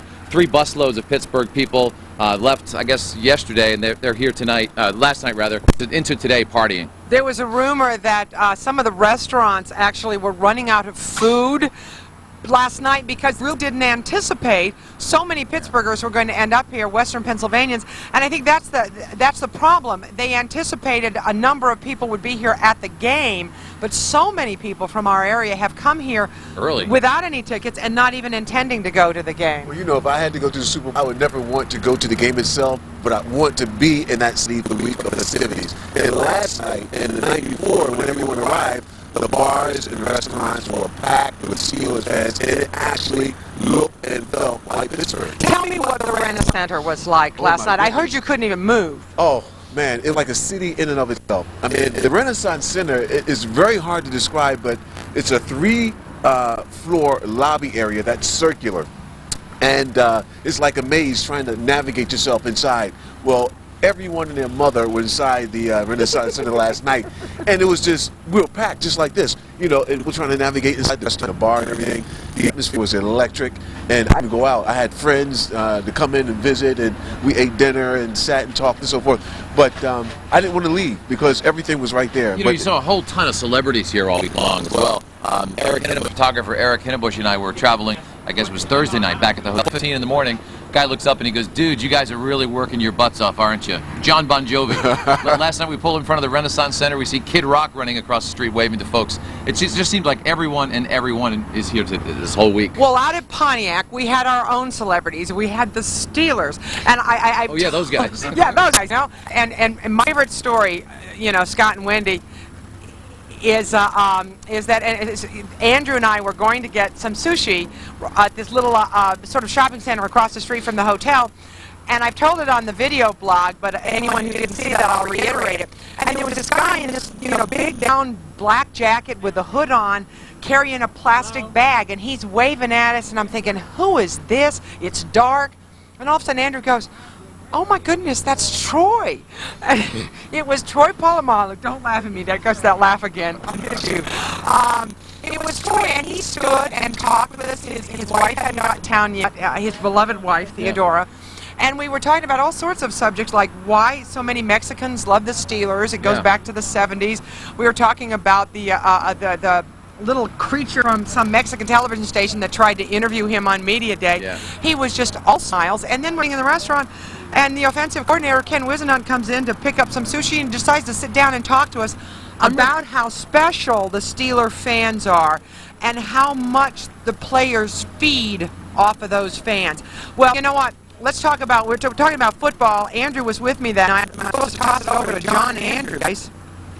Sally, thank you very much. You know, JB, there's a lot of historical context to this game. A lot of people have asked Bill Cowher, if you win this game, do you think it puts you in the Hall of Fame?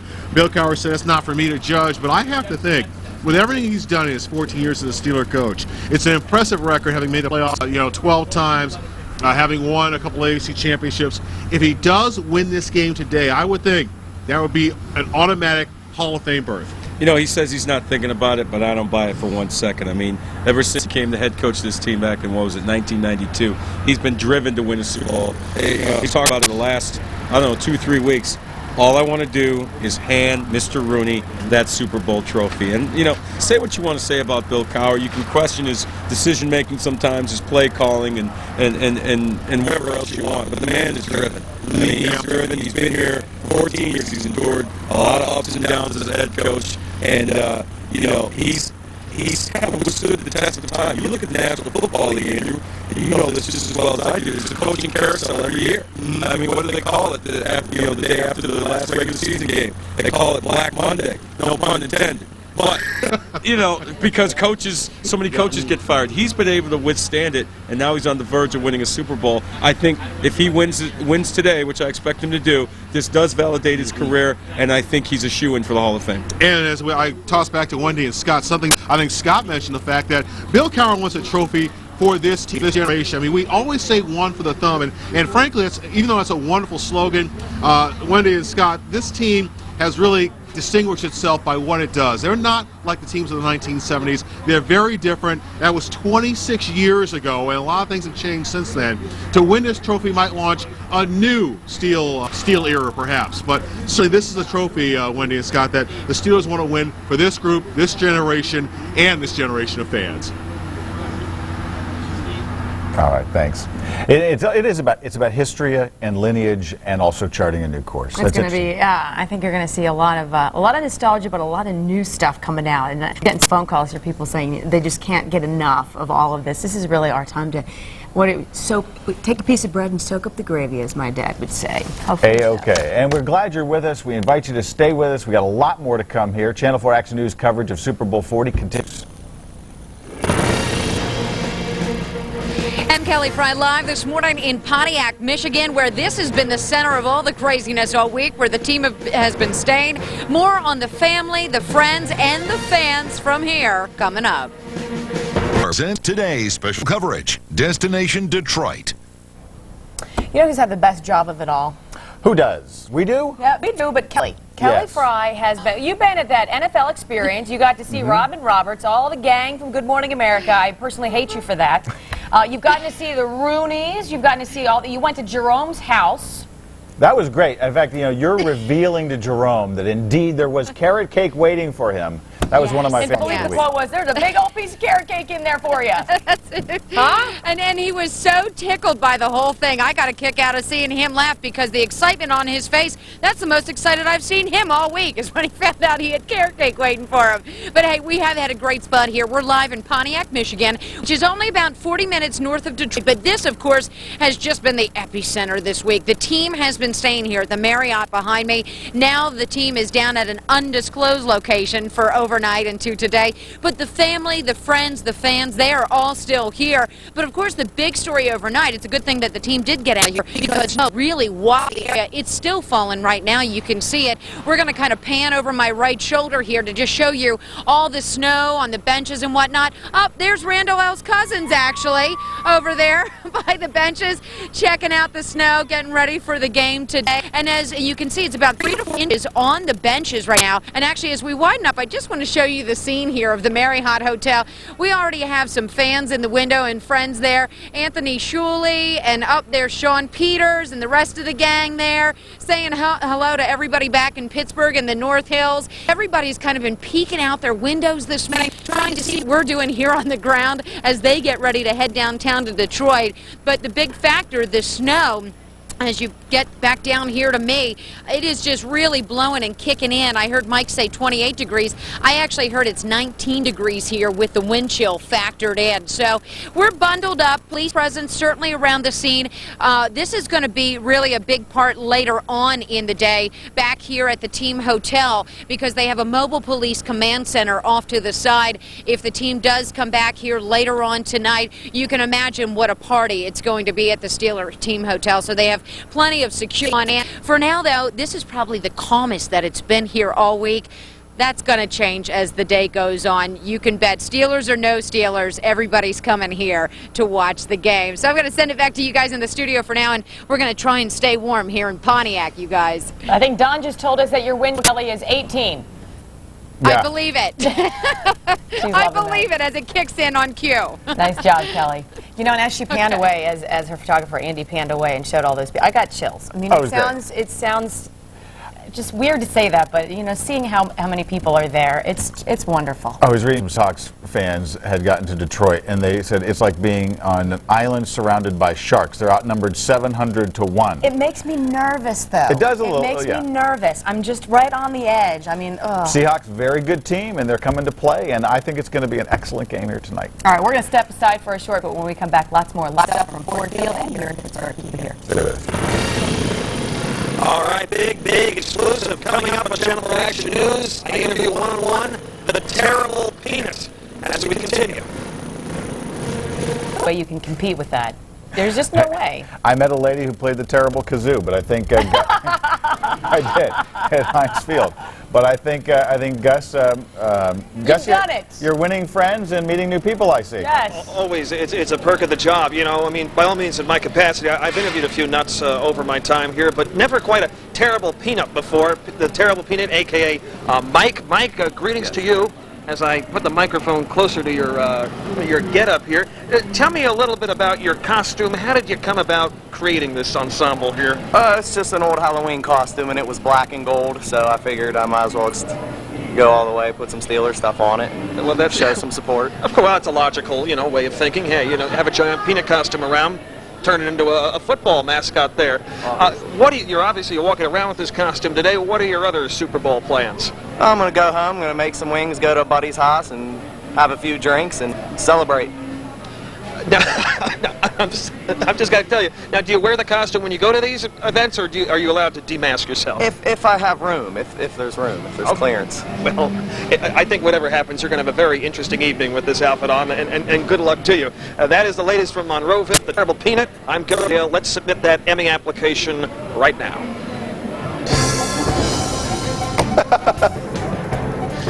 The Terrible Peanut. Hey, good morning to you. It is Super Bowl Sunday. Got the towel, got the ball, just ready. It's time to play, Coach. Put me in. Let's check the latest radar picture. We're dealing with some snow working through the region. Live pinpoint Doppler weather radar showing some snow around the area. We'll go north first, or we do see a little bit of light snow from Franklin to Clarion down into Armstrong County. Not forgetting about you down there. Snow moving through Indiana proper right now, also through Blairsville, and then starting to work its way into eastern Westmoreland County, south of Washington, also east of Uniontown. We continue to see some light snow falling. Let's talk forecast. And today we will have snow working through, cloudy skies, breezy winds gusting near 40 miles an hour into the mountains where wind gusts will go near 40, 32 degrees. The temperature high today in Latrobe, and some scattered snow showers. City on South Pittsburgh will make 32, 34 in Waynesburg, 35 degrees in Morgantown. How much snow will we see? Well, by the time it's all done, inch, maybe two through the Pittsburgh area, south and west, less in the way of snowfall, and then wind will help keep that stirred up. Tonight, if you're heading to a Super Bowl party, late afternoon,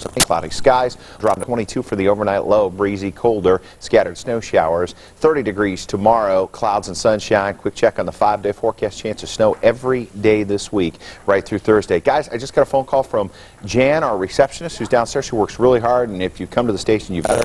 I can't even talk right now. I'm just ready to go for the game. She's and so cute. Addicted. She's wonderful. So good morning, Jan, and good morning to all the Steelers fans out there. You guys got some decorations out too now. Yeah, Scott. Yeah. Check it out. We put out the terrible blanket.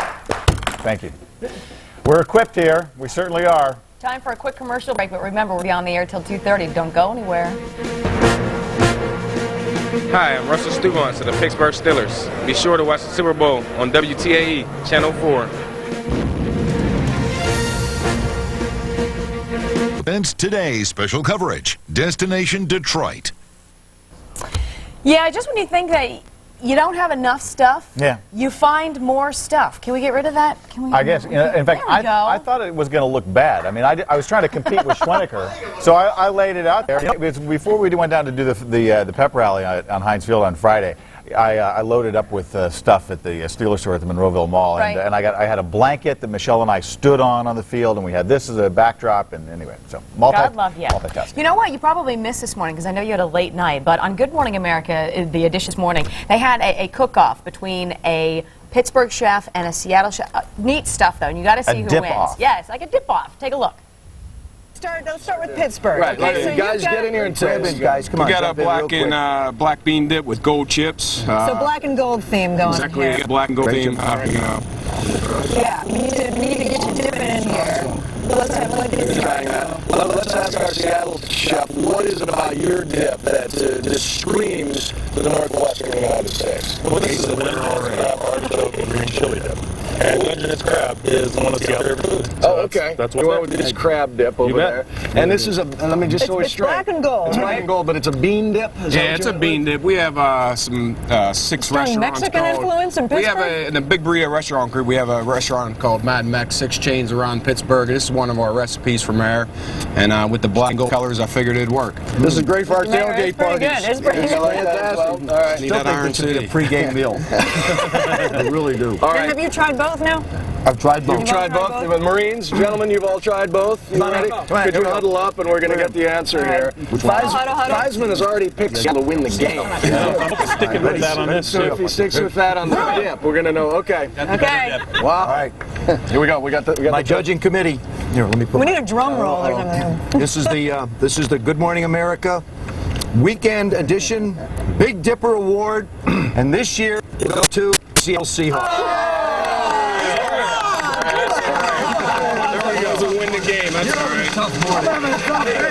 Congratulations. Hey, thank you. Congratulations. It was decided by my committee behind me. And he only makes decisions when 7 Marines back him up. So that'll protect you against the mayor of Pittsburgh. Hey, I'm Jennifer Mealy in the other burg, Greensburg, where they're getting their game faces on. We're live at Permane Brothers. We'll have that story coming up. Seriously, why cook when you could have somebody else do it for you? And if it's got, like, French fries on it? Right. Well, yeah, and I took, they make fun of Pittsburgh for this, but this is the hearty, fortifying food that can actually get you through a long day like this and through a game. Jen Mealy, you see her out there in the middle of all of the craziness, and I think we have found ourselves a Primanti's. You have changed up, you have gone from distinctive Pittsburgh locations, from the smiley cookies to now the serious stuff, Jen. That's right. We've got one for the thumb, and we've got something for your stomach. Tell us about these Primanti sandwiches. These are our signature sandwiches. They come with the coleslaw, french fries, tomato on Italian bread, and they're made fresh as we order them. This is what? This one is, I think, a capicola. Ooh, and that one's a hot sausage. Hot sausage and capicola sounds yummy. This is Chrissy. She's going to be with us all day here at Primanti Brothers in Greens, so stop on out.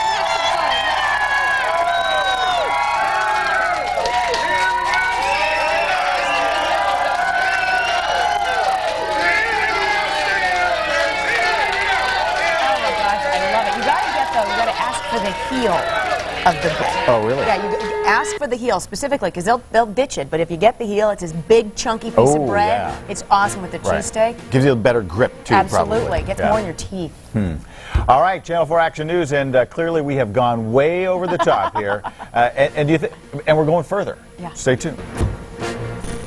Hi, Chris Hope of the Pittsburgh Steelers, and make sure you watch Super Bowl 40, WTAE Channel 4.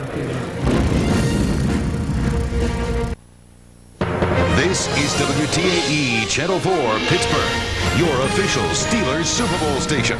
Channel 4 Action News Special Report, Destination Detroit, continues. If it is about history, if it is about lineage, if it is about charting a new course, it will happen here tonight.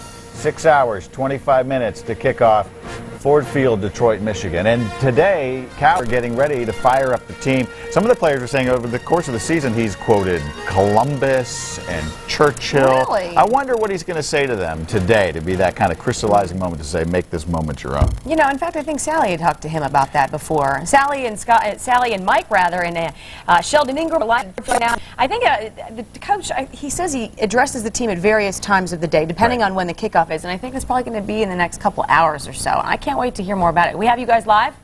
I think we do. And that's right. That's right. I want to share something with you guys right off the bat. Earlier this week, I had the pleasure of coming to the press conference of the former Super Bowl MVPs, 5 quarterbacks, all of them very famous: Bart Starr, Terry Bradshaw, Roger Staubach, Jim Plunkett, and Steve Young. And all 5 of them said that this could be Ben Roethlisberger's big game. All of them very impressed with the signal caller. They talked about the Steeler offense, known for the run. They said the Steelers ran the ball 549 times this year, more than any other team.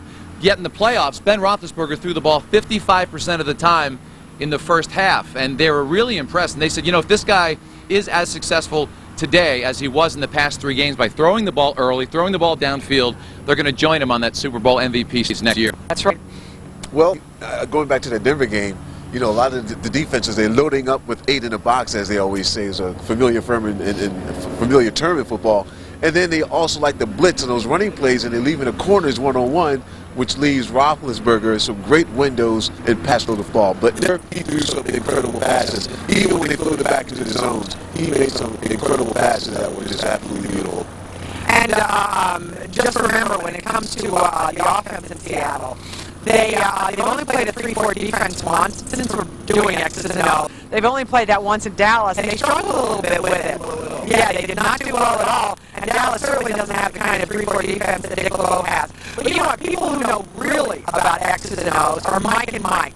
They're the top-rated sports talk show in the morning. And you can hear them on ESPN Radio 1250 in Pittsburgh. I got the chance to talk to them earlier this week, and they're absolutely a scream, and they love coming to Pittsburgh, but they were here this week. It's kind of like a marriage. The more we don't see each other when the show is over, the better off we are. We've already been longer than marriage. We're now in our 7th year. So the question is, will there be a 7-year itch? And if so, who scratches it? And they have gone out to the events as a team. Except when I go to the former player venues where metrosexuals are not allowed, then he's somewhere else, he goes and gets a man or something, and I go to these manly type parties. I think you guys have elevated the term metrosexual to a whole other plane, because a lot of people didn't know what it was until you started talking about it. I love it because it's way better than narcissistic sissy boy, which is what they used to call me. So I'm much happier with metrosexual, and so to me it's been a great thing. Green and Gold have both picked Seattle to win.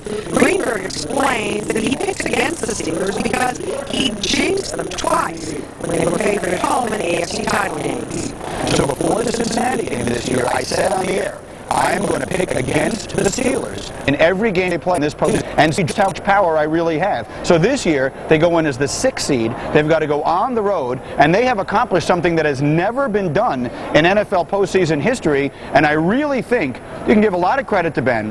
You can give a lot of credit to Carr. Give a lot of credit to Paul Mahomes. I think the big key has been me more than anything else. It's about 1% his love for the Steelers and 99% fear of the butt kicking he would get when we go to Pittsburgh. And that butt kicking could happen fairly soon after the Super Bowl because Mike and Mike will be in Pittsburgh, I think somewhere on the north side, broadcasting February 17th. And you know what? Chris Boomer from ESPN also picked Seattle, and he had picked Pittsburgh over Denver. I think his heart is in Pittsburgh. Sure. Chris Berman really loves the Steelers. He loves Cowher. He does. And he said, look at what he's done. He's done nothing but win. Yeah, well, they think that Seattle's a well-coached team, and it's going to be very close, I believe. But a lot of people think Seattle's a well-coached team, and that's why there's some people actually picking them. Yeah, Mike Holmgren is a smart guy. Yeah. Speaking of smart guys, we got two of them ready to talk to us about X's and O's. John Burton and Andrew Stockey. We're going to throw it over to you guys. All right, thank you very much, guys. You know, with all the talk, JB, about offense and defense. First of all, Yes. I need to interrupt you for a Yes. second. We got all these news people talking X's and O's, talking about rushing averages and passing early. What the heck are we going to talk about? We're the sports guys, aren't we? Well, some of the parties last night. There was a Maxim party, Sports Illustrated party, Playboy party, all good times. Yeah. And we'll do the forecast for you as well. But let's talk a little football if we might. Offense and defense, they will. Offense and defense getting an awful lot of attention, but in talking to Jeff Reed this week, teams will likely decide the outcome of this game when it comes to field position, when it comes to maybe the game-winning points. I mean, JB, 2 of the last 4 Super Bowls have come down to the right foot of Adam Vinatieri, and given how even these teams are, I would expect a possible scenario like that today. You know, you take a look at special teams, and yeah, we've seen some big special teams plays in Super Bowl history. I can think of Desmond Howard for the Packers taking that kickoff back against the Patriots when the Packers won the Super Bowl. That was the play of the game. And you look at the Steelers' special teams, as well as they played on offense and defense in the AFC Championship game. Their special teams was outstanding. Chris Gardocki had a great day kicking the ball. They were, downing the ball deep in Denver's own territory, so they had to go the long way against that Steelers defense. And a key person getting back into the lineup, I think, for the Steelers today is James Harrison. A valuable backup linebacker, but also a very, very valuable player on special teams, especially on kickoff coverage. So, yeah, special teams could play a huge part in today's Super Bowl. And on the Seattle side, Tom Bruin, their punter, has won 2 Super Bowl rings with the Denver Broncos. Josh Brown, a very capable kicker. So overall, special teams on both sides are pretty solid, and we're going to have perfect conditions inside of Ford Field, which means if it comes down to a long field goal, you can't complain about the wind, you can't complain about the surface. It's absolutely perfect for kicking field goals. Yeah, it is. You don't have to worry about the wind. The snaps should be nice. The placements should be nice. And, yeah, I mean, you're talking about 2 of the most accurate and dependable kickers in the National Football League right now with Josh Brown and Jeff Reed. Both wear number 3. Both are responsible for putting, 3 points up on the board. So, we've talked to Jeff Reed a lot. I ask him all the time, how would you like it to come down to a last-second field goal, and number 3 has to put it through the uprights to get the win? He says, bring it up. So, like we've been saying, special teams could play a major part today. Of course, Scott and Wendy, at the same time, we would not mind a Steeler blowout, so we don't have to worry about coming down to a final kick in the closing seconds. Yeah, I get some sleep. Yeah, no kidding. Oh, you guys aren't going to be sleeping for like a week. Whatever. Nice try. You're talking about parties and whatnot. Feel free to write about that in your blog if you want. The Playboy party, the Maxim party? What are you guys doing out there? What's up with that? Holy cow. I think we're going to take a short commercial break, but remember, we're going to be back here in just about 2 minutes. Keep it here. That's right. I'm talking about this series. Not about the parties. What does it feel like to play like a Steeler? Punt, pass, kick. I'm going to take you to a place here in Detroit where you can find out. Don't miss it. Hi, I'm Dan Rooney, the Steelers. Be sure to Super Bowl 40 on Channel 4.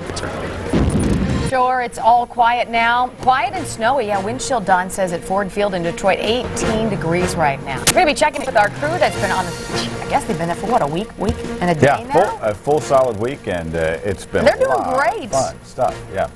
Seahawks, obviously, they're coming and they're bringing that front line and the running game, but then they're going to meet a team called the Pittsburgh Steelers. And Gus Rosendale has been out there talking to a few fans, some of them sane, some of them barely so, and some of them, I think, pretty lively, Gus. It's been remarkable, and the great thing, Scott, is we've been here for a couple of hours, and we've seen all the different generations of fans that are here, young and old, and we have two young ladies here, Angela and Lauren. They are cousins. How you doing today, guys? Good. All right, getting ready for the big game? Yeah. Oh, yeah. All right. Angela, do you have a prediction for how things are going to work out here tonight? I think it's going to be a close game for them. A close game? Yeah. That's a little scary. Most people are predicting this big victory. They're going to win, right? Yeah, they're definitely going to win. But they're going to give us a big run for our money. Yeah. Oh, yeah. They're going to be awesome. Tell me about your outfit here. You've got 86, I imagine, there. Yep, Heinz Ward. Heinz Ward. Who's your favorite player? Because you got a big Ben box there. I would say Polamalu, Ben, and Heinz. All right, well, that's a good top 3 list. That's how about my same. You got the same? Yeah. I have one question, though, for you. Where's your black and gold? Well, because we're going to my aunt's house, and we just picked her up because she's sleeping over tonight, and I had to go home and get ready. What are you going to wear? You're going to wear some black and gold, everything. Right? Okay. Everything. We even got her. Your face is painted? Yeah. And all 3 of us have our gold hair, so that'll work out. Yours is prettier than mine, but it's still good. Well, guys, you have a great time, all right? Okay. Thanks for talking to me. That's the latest from Monroeville. I'm Gus Rosendale, Channel 4 Action News. All right, guys. Young Steeler fans, good to see. We have even younger Steeler fans in a little bit after the Wendy Bell crew. Yeah, we'll see about that. We'll be back in just a couple minutes. Keep it here. Hey, I'm Jennifer Mealy, live in Greensburg at the Romani Brothers, where we've got the little fans in some outrageous costumes. Presents today's special coverage, Destination Detroit. I think everybody's sleeping in. Well, they're gearing up. It's going to be a long night, you know. You got the Rolling Stones are probably just getting to bed. Right? Well, actually, maybe not. You know, they're all senior citizens, so sorry. There we are. That's the street outside of, and I think the snow in Detroit today. I think it makes it feel like February. Love it. Absolutely. Super Bowl Sunday. Welcome back to this Sunday edition of Channel 4 Action News, Destination Detroit. Our coverage continues. We're going to head now live to Pontiac, Michigan. Kelly Fry, I can always see you hopping on your toes. I know what that means. You are freezing. It's a little bit cold. Scott, I've got Mick Jagger coming into the shot here. He needs to. No, I'm just teasing you. They're not. I wish the Rolling Stones were here with me right now, but I have a feeling that they are snuggled in a hotel room in Detroit right now because it's a little bit cold out here. I think we're hitting 18 degrees with the wind chill. But, you know, you brought up a good point because certainly the Stones are here in town. We've seen celebrities, we've seen the players, of course. They're walking around, but we've got all kinds of people rolling into town. All the major shows have been here all throughout the week and the weekend. Good Morning America, though, was here last week as well on Friday, and it was just a fantastic show. They were here, of course, this morning, Bob O'Connor doing a cook-off with the Seattle Seahawks mayor. But I wanted to show you something. Where Good Morning America was on Friday morning, they're just a small part of this huge place. It's called the NFL Experience. It's 800,000 square feet of these interactive games and displays of football, and thousands of people have been going to see how they test out when it comes to being a pro football player. Take a look. Everybody, the Steelers have contacted me because they need an extra player in the Super Bowl. No, they didn't do that. I'm just having some fun inside the NFL Experience. You gonna show what I'm really doing? Yeah, this is what happens when you're short. All right, get down. Michael Town, NFL Super Bowl football. We're just showing you what's going on inside the NFL Experience because this has been a crazy place all throughout the week. Behind me, you know that guy, right? We've heard so much about him all throughout the week. Just can't wait to see what he's going to be doing in the game this afternoon. We want to slide on over here, though, in the NFL Experience to show you what Good Morning America has been doing all this week. Come on down, follow me. And hey, everybody, there's Jerome Bettis' parents, Gladys and Jen. I've got to be quiet because they're doing an interview right now with Good Morning America. And it looks like the Bettises just handed Robin and Charlie a terrible towel and a Steelers hat. That's what we like to see. Check it out. Pretty cool stuff. Now let's go over and check out Lionel Richie. He's playing. Yeah, Lionel Richie up on stage here performing for Good Morning America. What a week this has been, and what a way to wrap it up with Lionel Richie here inside the NFL experience. Just a great opportunity for everybody to come out and have a fantastic time. But I'm going to let you guys listen for another couple seconds, okay? So I'm out of here.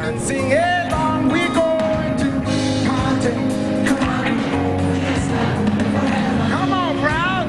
Come on and sing it along. Everybody. And now, everybody, there's a good moment. I got quiet about it, but I'm just going to watch what happens to one lucky person in the crowd. Now we got a great surprise. Yeah, we have a great surprise. Sprint is a sponsor of the halftime, and they gave us 2 tickets, and we have been looking. And the service people are here. Good names.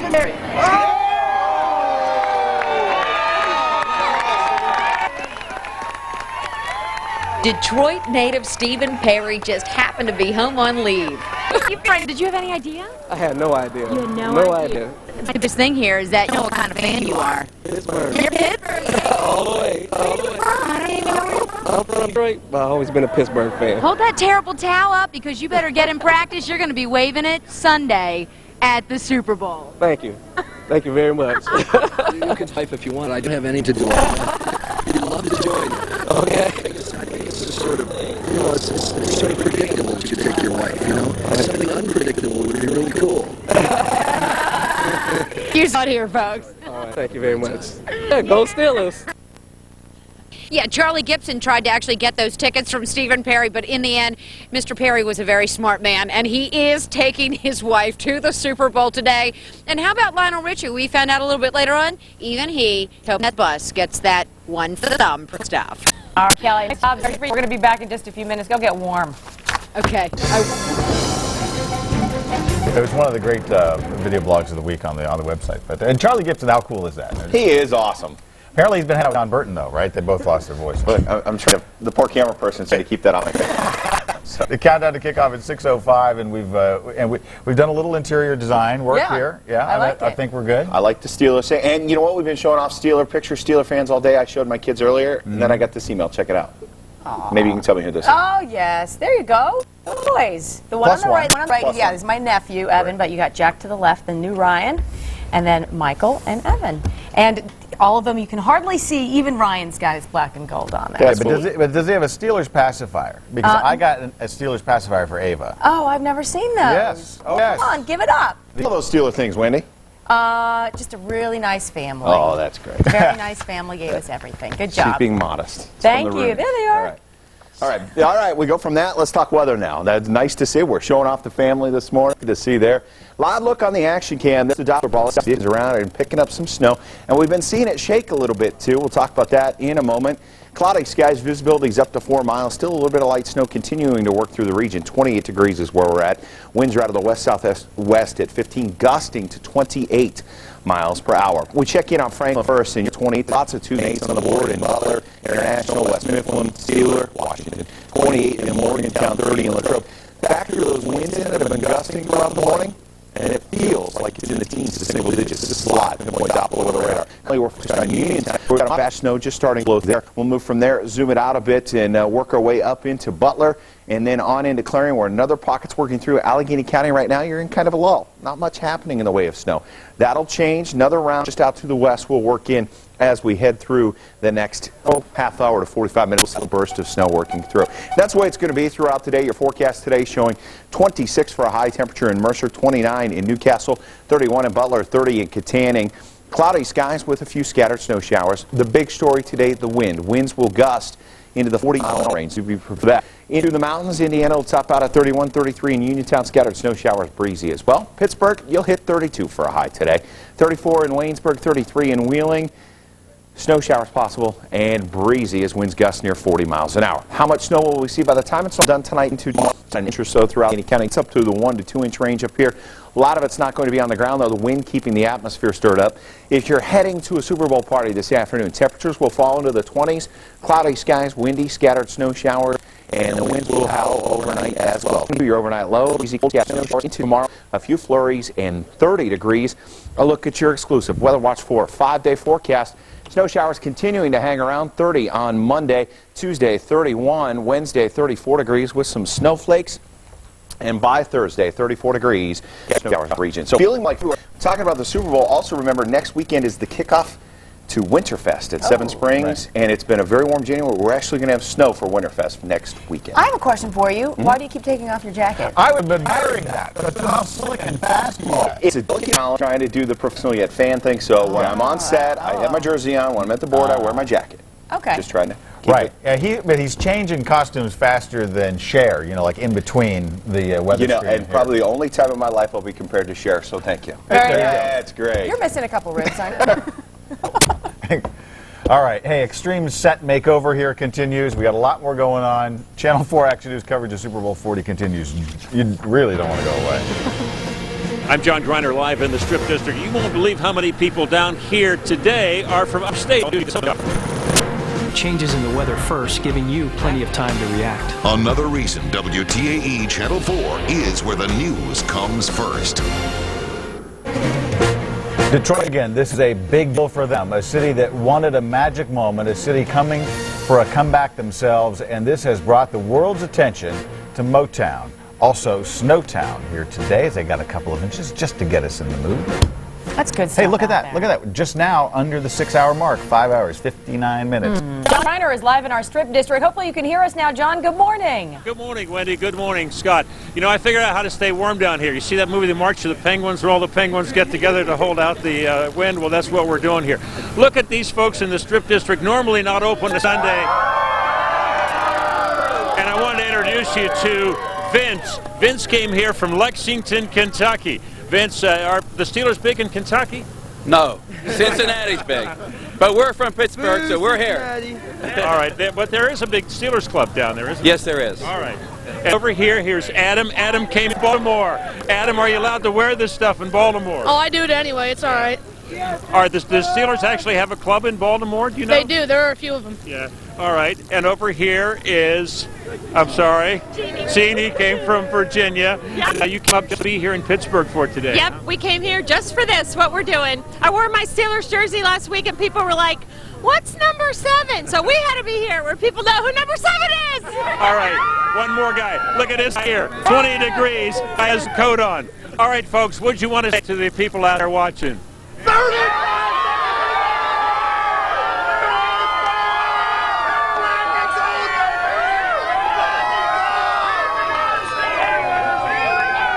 You know, this place normally is even open for business Sunday. You see, it's rockin' live from the Strip.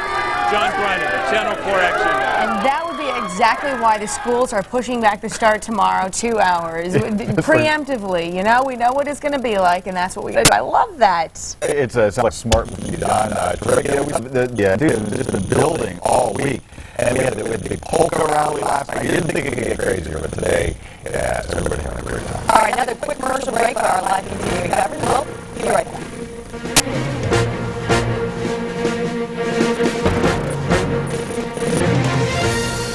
What's up? This is Casey Hampton of the Pittsburgh Steelers.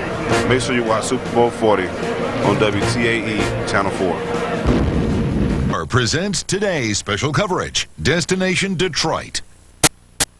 This is WTAE Channel 4 Pittsburgh, your official Steelers Super Bowl station. Channel 4 Action News Special Report, Destination Detroit continues. And a good afternoon to you, Pittsburgh, as we take a live look at Ford Field, still just under 6 hours away from kickoff tonight.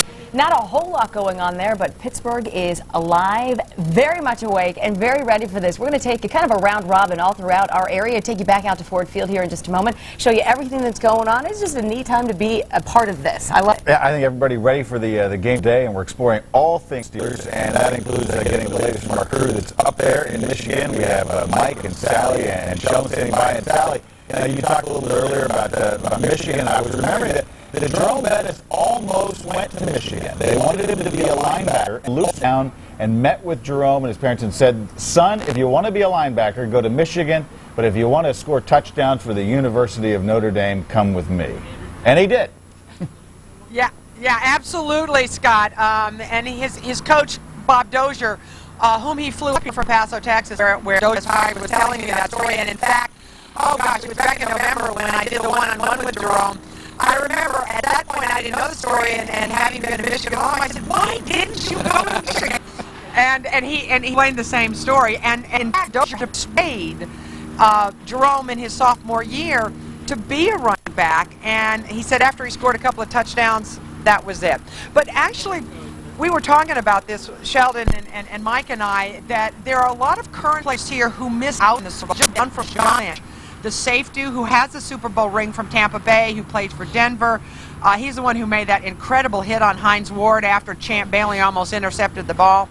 Great safety. He's one of the commentators here, but boy, you know he's got to want to play. And you've seen a lot of guys too, right? Yeah, you know, in the gym at the Renaissance, the Marriott Renaissance, I ran into Evan Smith and Shannon Sharp and Mark Schlereth, and these guys, you know, off camera, all they do is talk football, and it got to a point where, yeah, Evan Smith and I and Shannon, we were talking about who should go into Hall of Fame, who should go to Hall of Fame, and some of the quarterbacks that should go in the Hall of Fame and who shouldn't, based on whether or not they won Super Bowl rings and so forth and so on. So it was very interesting talking to a lot of these guys. Well, who did they think should not go in the Hall of Fame? Well, they were questioning as to whether or not Michael Irvin, whether some of the guys, Warren Moon, guys who were just elected. Now we know that Warren Moon was elected in the Hall of Fame along with John Madden. So they had opinions about those guys as well as others who've been up for election in the past. You mentioned John Madden, who got in. I had a chance to sit down with him and Al Michaels as well. This is the last Al Michaels, John Madden will be doing football. Of course, they've been doing it for years on Monday Night Football. Monday Night Football switching over to ESPN next year. But Al Michaels says that he really, really likes this Steeler football team. As you look at the two teams, I don't see one team blowing out the other. I think both playing a high level. I think one of the oddities here is that you have a number 6 seed favored over a number 1 seed, which shows you how well Pittsburgh's playing, at least the perception of how well they're playing. Seattle's been more, you know, they've had the steady run this year, so maybe there's a little less appreciation for what they've done. You don't know what's going to play out. You just hope, those of us doing the game, we want a dramatic game, we want a close game. Controversy's always good. We love that as well. Big plays and overtime. And that would be perfect. So you just don't know what you get. 5 of these, 3 of them have been routes. 2 of them went down to the last play of the game. Norwood's missed field goal. Kevin Dyson stretching out against St. Louis and Atlanta in 1999. And I just hope, you know, it'd be a nice way for this whole run on ABC to end if it turned out to be the first Super Bowl. And you know, John Madden says if you want to look at one Steeler who will make a difference, in his mind it's going to be number 43, Troy Polamalu. He says the Steelers' flexibility on defense, it gives Polamalu that freedom, and he said this is a big stage, look for him to shine today. 2 other guys that are always shining when it comes to sports, John Burton and Andrew Stockey. Let's go over to you guys. Does he write his own material? Does he write that stuff? Holy smokes. Thank you, Michael. Yes, thank you, guys. Hey, before we get started, is that the sun? Holy, I think it is. We have the sun all week. I'm taking a look out here, Andrew. I see it's some patches of blue from these dark and blue clouds. What is that? What is that? We used that this week. Yeah. You know, we talk so much about the Super Bowl being a big deal for Big Ben, Jerome Best, but there are a lot of guys in this football team who aren't named players. Who for them, this is really the culmination of an entire career. Yeah, you look at a guy like, we were talking about this before we went on the air, you're talking about a guy like Deuce Staley who went to, what, 5 straight conference championship games without winning one, and Sean Murray, I believe, went to 4, you mentioned. There are some guys that, and that's one of the things that makes the Steelers such a good football team. They kind of remind me of the Chicago Bulls in that they have their stars and they have their role players that know their roles, accept their roles, and they're very, important this role players, a guy who played a key role in the middle of the season when Big Ben went down to injury. I'm talking, of course, about Charlie Batch. Grew up in Homestead, went to Steel Valley High School, played his college ball here in Michigan, and played for the Detroit Lions. For him to come back here and play in the bowl is a big deal. She had to down Charlie a little bit earlier this week. Coming back here as an AFC champion, playing the Super Bowl in the town that you had quite a bit of success in. It's great. I mean, like you said, it's great coming back, obviously, but and playing here in Detroit as a member of the Pittsburgh Steelers hometown team, and I think a lot of people, have congratulated me, but also know that I'm living the dream that a lot of young guys are looking forward to. And I think that's something for me. I'm living a dream myself. And I think when you look at it and know that you're living for a lot of other people, makes it a lot more special. I was going to say, do you think about all the people who didn't make it, a lot of your former Lion teammates, as you get ready to play this game? I think about them, and that's something that I talked about on the bus after the Denver game. And there was a couple rookies that was there, and I said, "You're spoiled. You get here for a year." I said, a lot of people have been waiting to get here. I've been waiting 8 years, or a couple other people on this team that longer than that. So I think when from that standpoint, I was like, "You're spoiled," and I think it's a lot more exciting for people on this team because there's only been one player on our team that's been to the Super Bowl, and I think everybody kind of in awe and excited just to be here and all be part of it together. Charlie Batch, one of the many good guys on this football team. Yeah, he sure is. That's it from Ford Field here in Detroit. Much more coming up later. Now, Scott and Wendy in Pittsburgh. I heard Sheldon talking about working out in the gym, but I know for a fact that Burton was working out as well, and he stole something from new Hall of Famer Troy Aikman, and we detail that on the website on our new Steelers webcast, which is out there. Later, you're allowed to post any love if you want to, John. Very nice. I think you actually had them speechless. Yeah, I know, yeah. And it's a scandal, but I can't really get into it right now. All right, well, coming up, we're going to have more live coverage. Destination Detroit, don't go anywhere. Stay with us. Gus Russ, y'all used to standing in line at the grocery store, but usually not a line like this. Fans all getting ready for some black and gold pride. We'll tell you what they're waiting for coming up on Channel 4 Action News.